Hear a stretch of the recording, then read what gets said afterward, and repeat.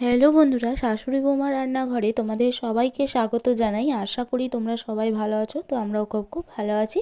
আজকের আমার রেসিপি হচ্ছে এগ তড়কা। তো ডিম তড়কা বানানোর জন্য সবার প্রথমে হচ্ছে এখানে আমি প্রেসার কুকারে দিয়ে দিচ্ছি জল। গ্যাস জেলে প্রেসার কুকারে দিয়ে দিলাম জল। এবার এখানে দেখো আমি এই ডালগুলো ভিজিয়ে রেখেছিলাম, তড়কার যে সমস্ত লাগে, রাজমা, তারপরে হচ্ছে তোমার মটর, আর যে সমস্ত ডাল ছিল সব ভিজিয়ে রেখেছিলাম, সেগুলোই আমি এখানে প্রেসার কুকারে ধুয়ে দিয়ে দিলাম। ভেজানো ডাল, তবুও একবার জল পাল্টে ধুয়ে দিয়ে প্রেসারে দিয়ে লবণ দিয়ে সিদ্ধ হতে দিলাম। এরপর আবারও গ্যাস জেলে এক সাইডে দিলাম কড়া বসিয়ে। দেখো তারপরে এবার এখানে দেখো কত সুন্দরভাবে ডালগুলো একদম সেদ্ধ হয়ে গেছে। তোমাদের একটা দেখাচ্ছি, দেখো কত সুন্দরভাবে একদম সেদ্ধ হয়ে গেছে। তো এবার তড়কা বানানোর জন্য এখানে যা যা কেটে রেখেছি, টমেটো কুচি, আদা কুচি, পেঁয়াজ কুচি, রসুন কুচি আর লঙ্কা কুচি। এবার কড়াই দিয়ে দেবো তেল, পরিমাণ মতো তেল দিয়ে দিচ্ছি।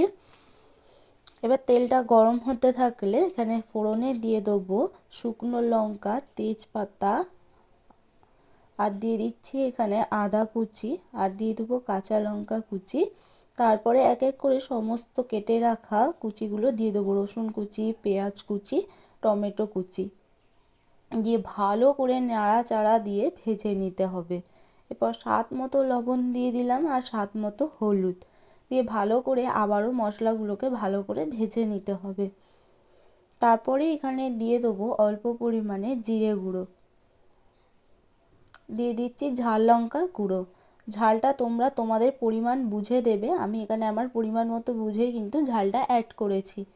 তারপরে এখানে দিয়ে দিচ্ছি কাশ্মীরি লঙ্কার গুঁড়ো, দিয়ে ভালো করে আবারও মশলাটাকে নাড়াচাড়া দিয়ে ভেজে একদম কষিয়ে নিয়েছি। এবার যখন মাঝখান দিয়ে তেল ছেড়ে যাবে তখন দুটো ডিম ফাটিয়ে এখানে দিয়ে দিলাম, দিয়ে ভালো করে মশলার সাথেই কিন্তু মিক্সড করে নিলাম।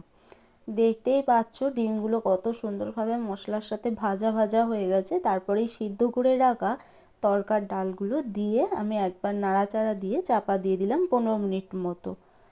তারপরে দেখো এখানে কাসুরি মেথি পাতা যেটা হয় সেটাই দিয়ে দিচ্ছি, এখানে দেখতেই পাচ্ছ গুঁড়ো করে রাখা, দিয়ে ভালো করে আবারও নাড়াচাড়া দিয়ে মিক্সড করে নিলাম। তারপরে দেখো একদম টকবক টকবক করে ফুটছে।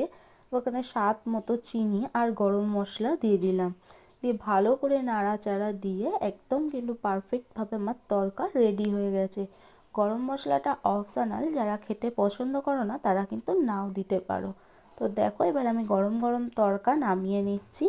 এইভাবে কিন্তু তোমরা বাড়িতে ডিম তড়কা বানিয়ে অতি অবশ্যই খেতে পারো, রুটির, লুচি, পরোটা যার সঙ্গেই কেন না, এটা কিন্তু খুব সুন্দর লাগে খেতে।